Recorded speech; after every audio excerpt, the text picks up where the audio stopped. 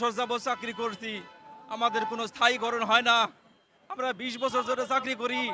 আমাদের 20 বছরের মধ্যে আমার ছেলে মেয়ে বউ বাচ্চা স্ত্রীদেরকে কোনো আমরা ভালো মন্দ ঈদের কোনো কাপড় চোপড় কিনে দিতে পারি না, কারণ আমরা ঈদের কোনো বোনাস পাই না। আমার ডক্টর ইউনূস মোহাম্মদ স্যারের কাছে আমার আবেদন, স্যারের একটা কথাতে আমাদের যে স্থায়ীকরণ করা হয়ে যাবে, স্যারের কাছে আমরা বিনীত অনুরোধ আমাদের স্থায়ীকরণ করা হোক। আমরা দীর্ঘ 20 বছর ধরে চাকরি করি, বোনাস নাই। তার পাশে খালি দেয় বোনাস বের আমাদের আর্থিক সহায়তা দেয় 4000 টাকা। আমরা বউ বাচ্চা পোলাপান নিয়ে কিভাবে আমরা ঈদের মানে বাজার করব?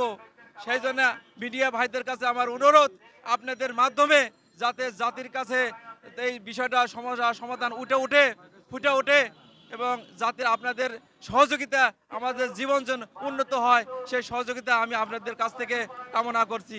আসসালামু আলাইকুম।